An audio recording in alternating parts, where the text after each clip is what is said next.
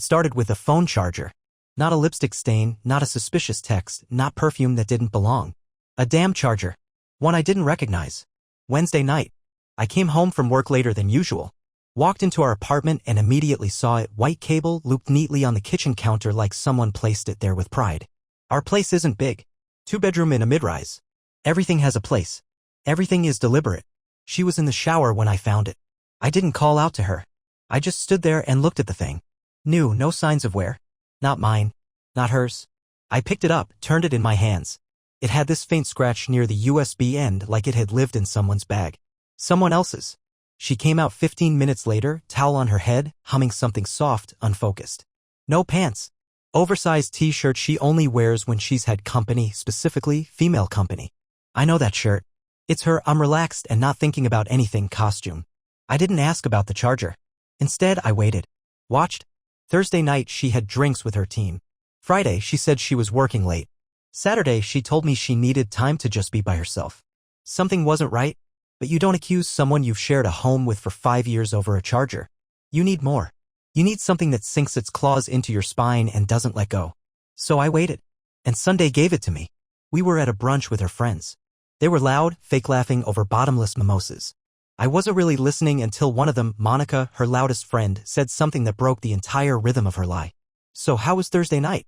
I heard you never made it to the rooftop. I didn't flinch. I kept eating. Fork to plate. Bite. Chew. Swallow. My wife didn't miss a beat either. I left early, had a headache. Got home and crashed. Monica didn't press. But I looked at her and I saw it. That tiny flicker of confusion in her eyes before she covered it with a sip of her drink.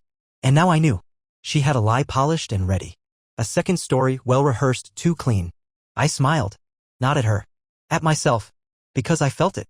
This was the moment. After brunch, I didn't follow her home. I said I had errands. She didn't ask what they were. She was too busy texting.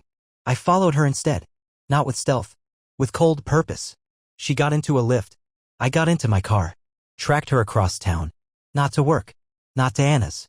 Not even to some new bar. To a hotel. Downtown. Not even one of the discreet ones. A glass-fronted place that looked expensive but soulless. She walked in like she belonged there. Like this wasn't her first time. And here's the part that will never leave me. She laughed. Right at the door. She laughed at something on her phone. Bright.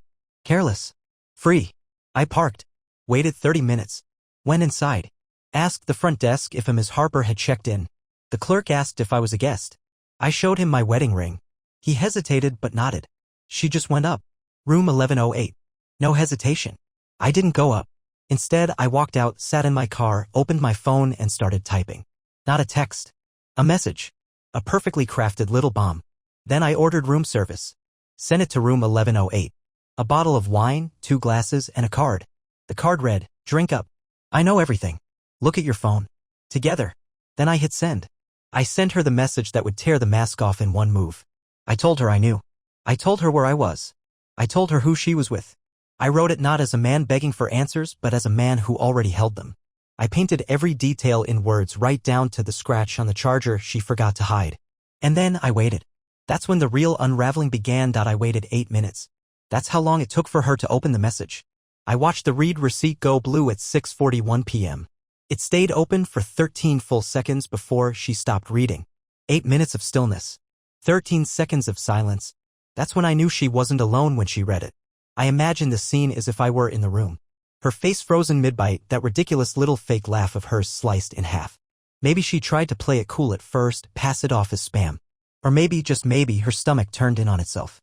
I like to believe she felt it. That awful, sinking dread you get when the floor starts to cave beneath your feet and you're trying to smile through it. 3 minutes later, she called me. I didn't answer. She called again. Then again. 7 calls in total. I turned off my phone. Not because I didn't want to hear her, but because I wanted to let her sit in it. Let her enjoy the wine. Let her explain the message to the man sitting across from her. I wanted to give them space to fully understand how cornered they were. I drove home and sat in the dark. I didn't cry. I didn't rage. I didn't throw things or tear through closets. I just sat there on the couch staring at the spot where the charger had been. At 8:20, I heard the front door. She came in like someone arriving at a crime scene they caused but couldn't control. She didn't flip the lights on. Maybe she thought I'd still be out. Or maybe she hoped I'd be gone for good. She took one step in and then froze when she saw me sitting there. I didn't move. She looked like she wanted to speak but didn't know which version of the truth to use. You're back early, I said, voice steady. She blinked. Then exhaled. Mark, just listen. No, I said. You listen. For once, just shut up and listen. She closed her mouth. You met him at that rooftop bar. The one your friend Monica accidentally exposed. You told me you had work drinks, but you met him.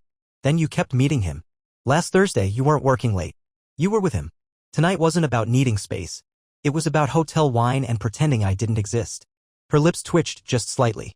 Some part of her was still trying to decide if she could manipulate the situation. Like she hadn't registered yet that the mask was gone and her real face was all that remained. Are you seriously spying on me? She asked, almost disgusted. That was her move. Not denial. Deflection. Victimhood. You've been lying for weeks, I said. I sent you a bottle of wine tonight. You and your little secret. Did you enjoy it? Did he read the card out loud? The color drained from her face, but she still didn't crack. Not the way I thought she would. Instead, she folded her arms and gave me this look like I'd embarrassed her. You are insane, she said, like she was making some declaration that would excuse everything. You humiliated me. In front of someone who's done nothing to you. I smiled. Couldn't help it. That was her card. Her ace. Her twisted backwards logic. I wasn't supposed to catch her. I wasn't supposed to say anything. She wanted to float through this like a tourist, taking pretty snapshots of 2 lives and leaving wreckage in her wake. Done nothing to me? I asked. He's been inside my home, hasn't he? That hit her. It was subtle, but her jaw clenched. That second of hesitation, she knew the answer, and so did I. Tell me, I said. Tell me what else he's touched. Tell me what he wore while sitting on my couch. Or was it our bed? Her silence was louder than any confession. And then, without a shred of remorse, she turned it up. You were never really present anyway, she said. You've been boring for months. You just exist. You think that's enough? That just being there makes you a good husband. There it was. That cruel, deliberate slice of her tongue. The part that wasn't sad or ashamed, just irritated that I had ruined her fun. It wasn't about guilt. It was about getting caught. I didn't shout. I didn't argue. I stood up, picked up the charger from the table, and walked over to her. I placed it gently in her hand. This belongs to him, I said. You can return it when you're finished with both. Then I walked out. And for the first time in weeks, I felt the weight start to shift off my chest. The silence after I left that night was different. Not peaceful. Not tragic. Something colder. Like the pause between the final note of a song and the moment the lights go out. I didn't go to a friend's place. I didn't crash at a hotel. I drove. Nowhere specific, just movement. The night air was thick and mechanical, city lights sliding past my windows like they wanted to speak but didn't know how. I stopped somewhere around 2 a.m., a gas station on the outskirts, and sat in the parking lot sipping bitter coffee from a paper cup. That's when I checked my phone. 32 missed calls. 12 texts. Each one more desperate than the last, like someone flailing underwater, trying to break the surface with lies and fragments. I can explain. He doesn't mean anything. You're blowing this up.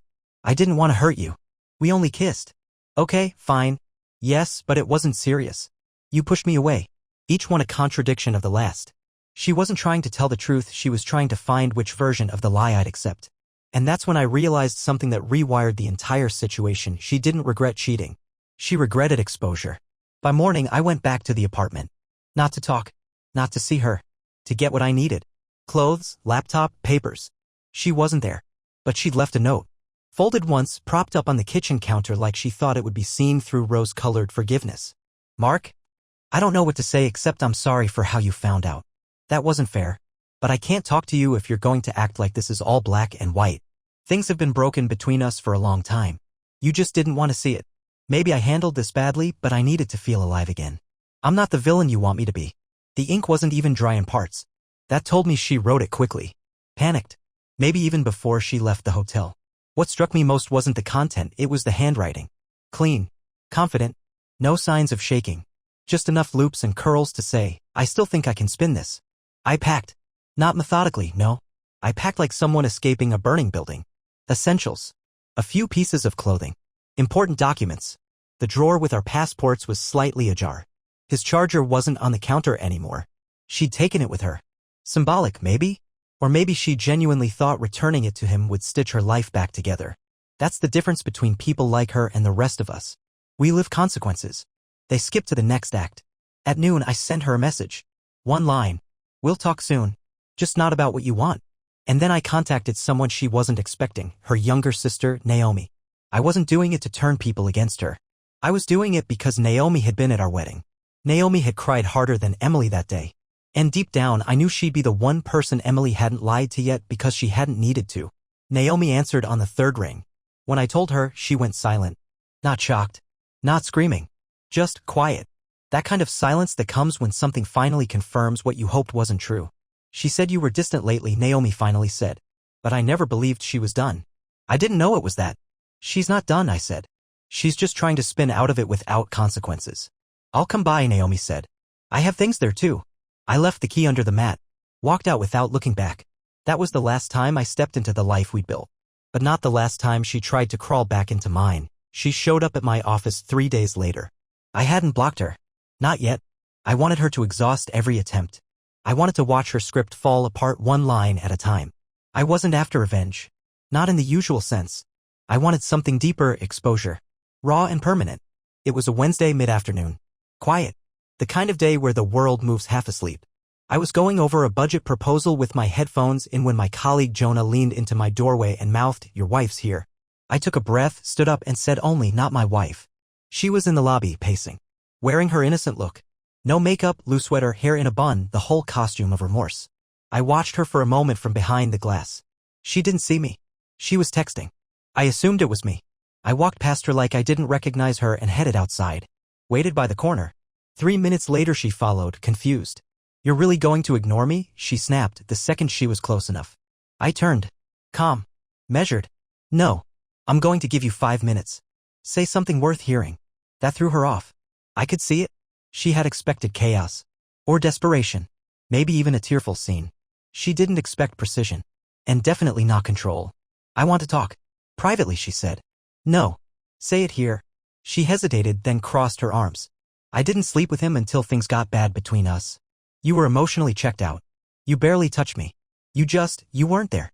I nodded slowly. "So the man you didn't sleep with, then did, and then lied about was just your therapy. That's not fair." "No, what's not fair is you sitting across from me at dinner 2 weeks ago telling me you were exhausted from work when you had a love bite on your neck." She went pale. That detail? I'd saved it. It wasn't about the mark. It was about the test. She hadn't noticed me noticing. And now she knew I had. That crushed her momentum. She had no idea what else I knew. And that was power. "You read the message I sent," I continued. "At a dinner table. With him. And now you want to stand here and tell me this was all some kind of emotional accident." She didn't respond. So I kept going. "You weren't just cheating. You were crafting 2 separate lives. You left town 2 weekends ago and told me you were going to visit your mother. But you forgot that she posts everything she cooks online. I didn't see your face in a single story." Her mouth opened, but no words came out. "You can't even keep your lies consistent," I said. "He left a charger. You left a note. And now you're here trying to pick up pieces of something you set on fire." She finally broke. "That night wasn't planned," she burst out. "It just happened. I didn't mean for it to go that far, but when I got there, he was already waiting in it." She caught herself. "Too late. You said you didn't sleep with him that night." Silence. She trapped herself. That's when I realized something else. She wasn't here to apologize. She was here to rebrand the story before it spread. Damage control. Not remorse. So I gave her a gift. I talked to Naomi. Her face flinched. "She knows everything. Including what you told me about her ex." She blinked. "What does that have to do with this?" "Because you used the same excuses. The same lines.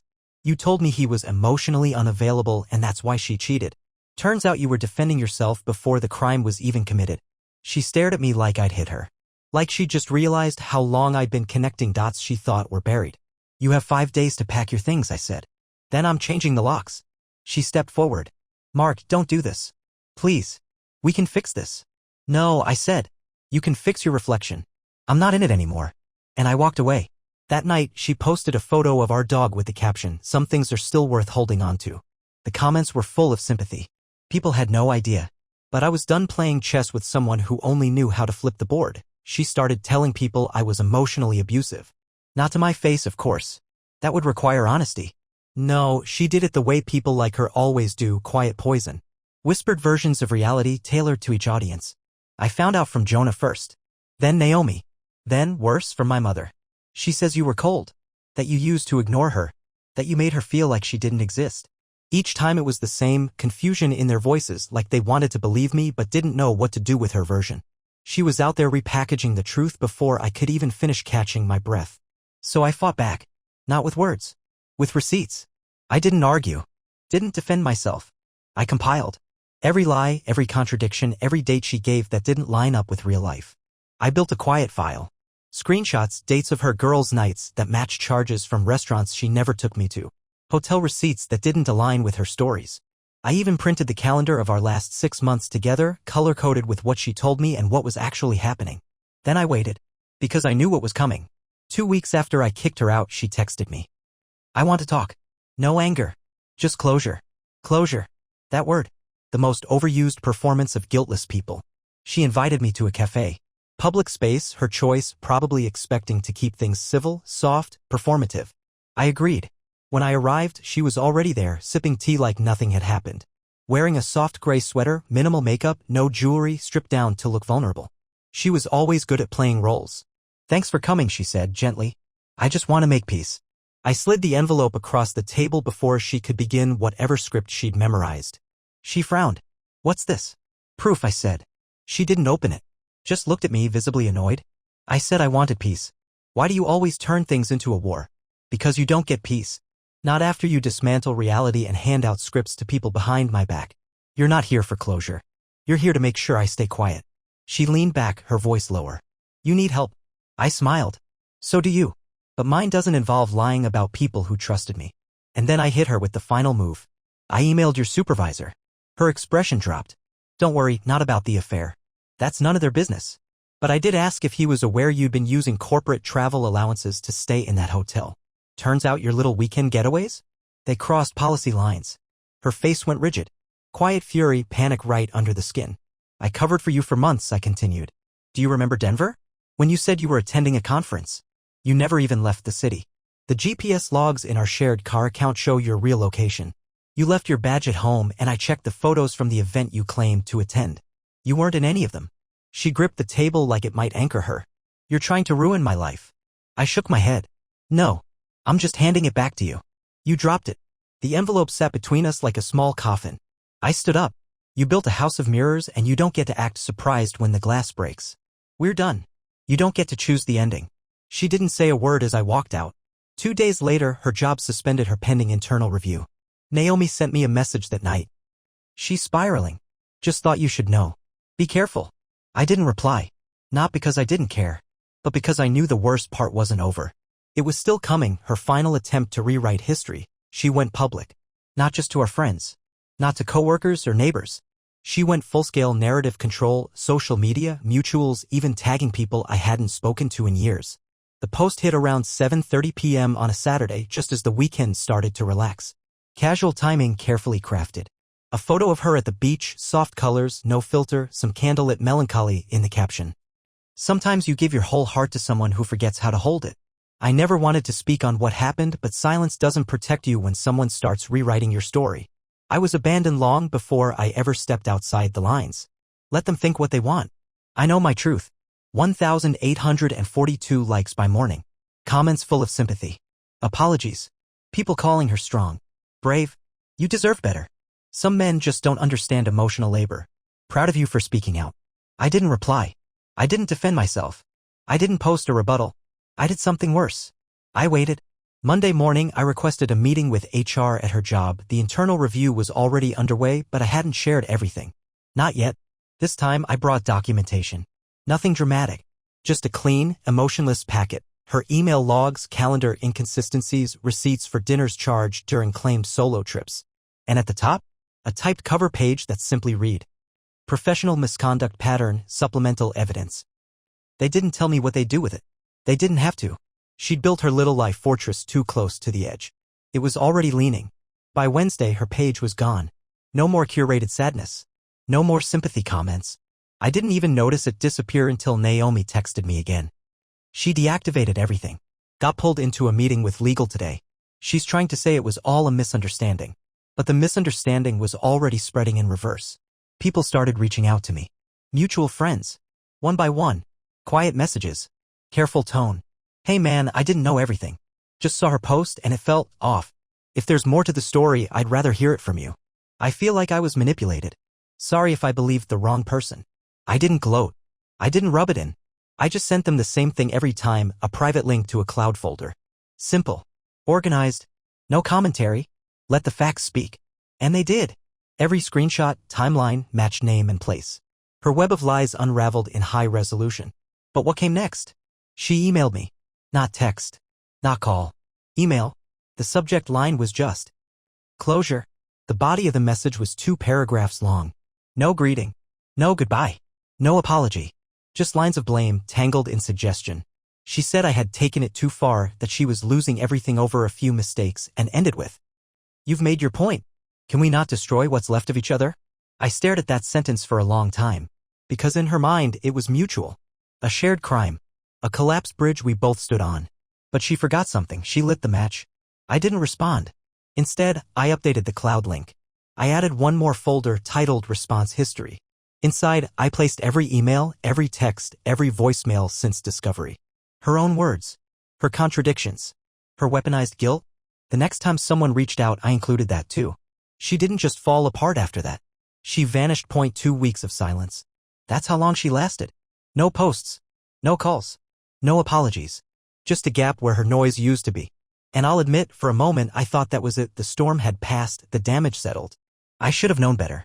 She didn't go quiet because she'd learned. She went quiet because she was planning her last, desperate swing. The final move came during a mutual friend's birthday party. Amanda, someone we'd both known for years. Someone I hadn't spoken to much since everything happened. But she invited me directly, said she wasn't picking sides. Said she just wanted good people in the room. It was a small gathering. Rooftop, music low, wine in plastic cups. The city blinking around us like a sleepy machine. And there she was. I spotted her near the balcony holding a drink she wasn't sipping, standing with 2 women who were clearly briefed on how to support her. She saw me the second I arrived and she smiled. But not the kind of smile that says, "I'm sorry" or "I'm trying."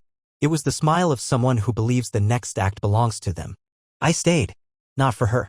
For me. 30 minutes in, Amanda called for everyone's attention. A toast. Light, warm, casual. Until she handed the floor to her.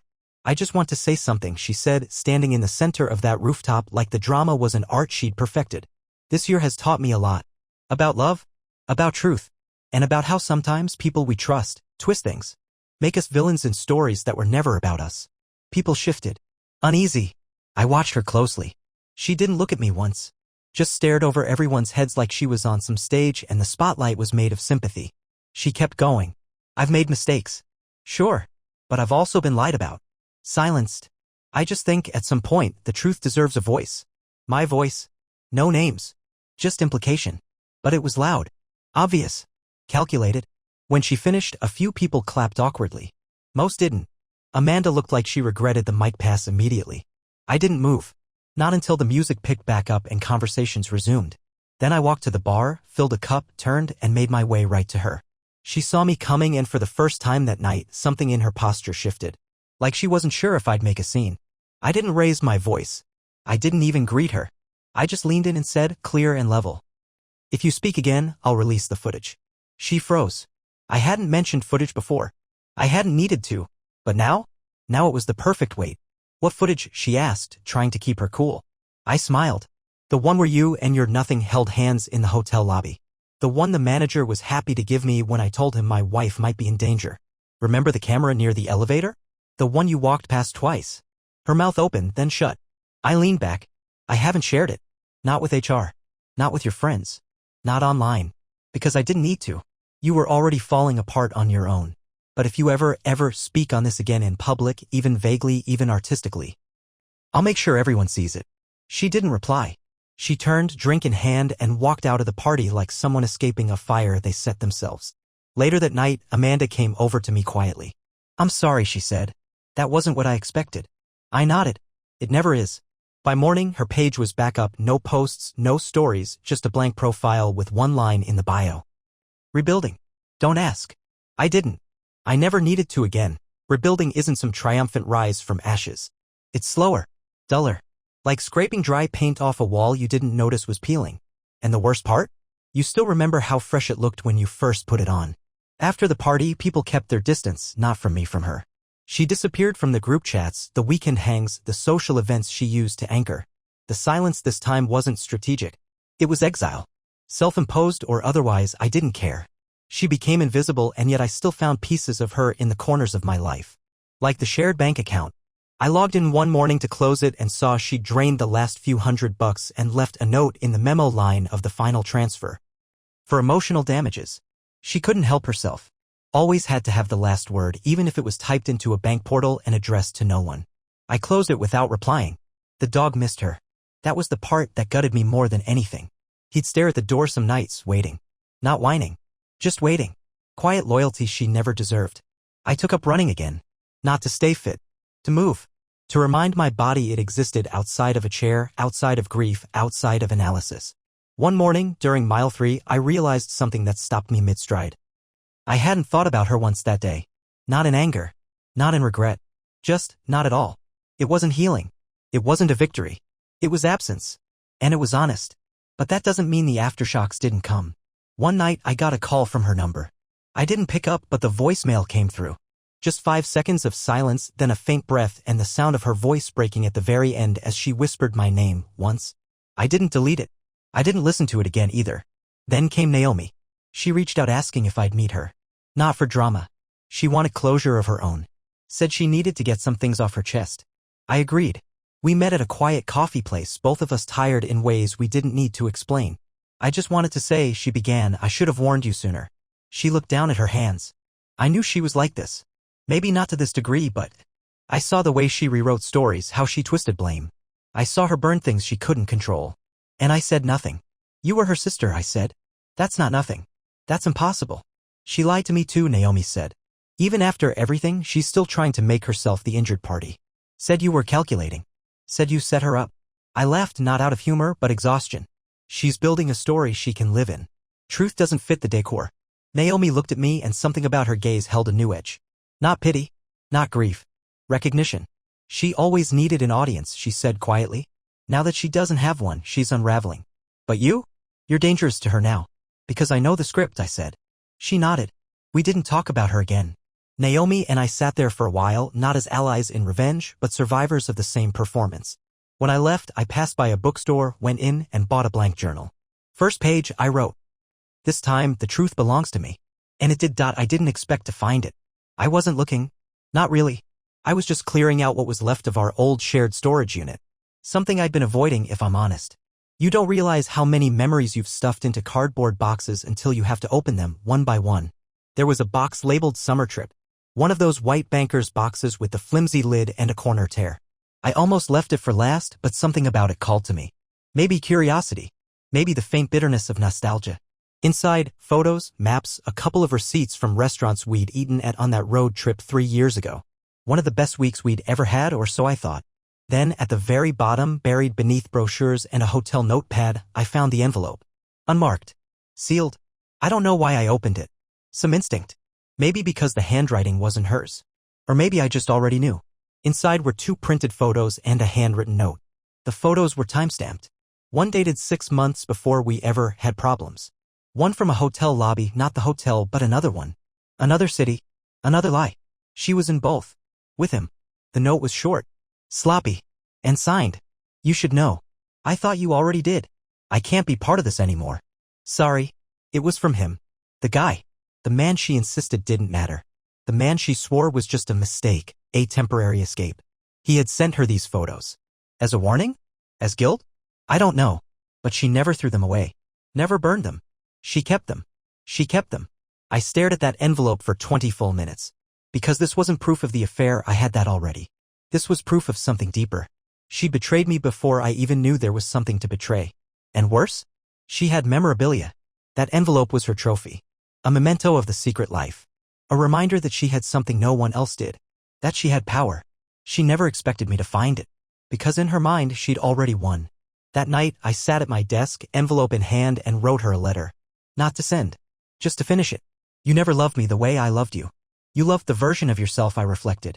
And when I stopped being a mirror, you broke me. But I've put myself back together. And there's no space for you in the new shape. I placed the letter in the same envelope. Sealed it again. Drove back to the unit and left it inside the empty box labeled Summer Trip. Then I walked away and never went back. I didn't need to. The final word was mine. Freedom didn't arrive with fireworks. There was no grand scene. No cinematic moment where I stood in the rain screaming into the night or burned everything we shared in a dramatic purge. No. It came slowly, like sunlight through heavy curtains, gradual, unnoticed, until one day I simply realized the room was bright again. I moved. Different apartment. Smaller, but mine. No ghosts in the walls. No charger on the counter that didn't belong. No subtle scent of someone else's choices wafting through the sheets. I bought a new bed. Threw out the old one without ceremony. Not because it held memories, because it held weight. People stopped asking about her. The texts dried up. The questions faded. Whatever public interest our implosion stirred, it fizzled fast when they realized there was no drama left to feed on. Just a guy who was still here, still working, still breathing. One afternoon, Naomi dropped off a box of things she said she found in her trunk. Stuff of mine she'd picked up by accident during the split. She handed it to me without a word and lingered in the doorway for a second too long. I heard she's staying with someone new, she finally said. I shrugged. It's not my business anymore. Naomi smiled. You sound like someone who means that. And I did. Because I wasn't angry anymore. Not really. Not at her. Not at him. Not even at myself. Anger's a fire. It burns clean if you let it. But if you keep feeding it, you get smoke. And I was done choking on what she did. I opened the box later, expecting maybe old clothes or paperwork. Inside, I found something that stopped me cold. A birthday card. From her. Unopened. Dated 8 months before everything unraveled. I hadn't even remembered missing it. I slid my finger under the flap and peeled it open. It was blank inside. Not a word written. Not even a signature. She never got around to filling it out. And that told me everything. The truth is, people don't destroy you all at once. It's slow. Quiet. 1,000 little cuts. Forgotten birthdays. Lies wrapped in kisses. Silent meals. That card? That was one of them. A micro-abandonment. Left sealed in a drawer while she went out building a world where I didn't exist. I kept it. Not out of sentiment. But as a reminder.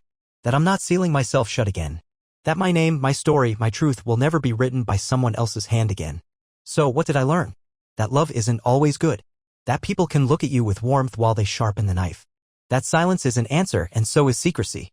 That gut instincts are louder than apologies, and that closure doesn't come from the person who broke you, it comes the moment you decide their opinion no longer matters.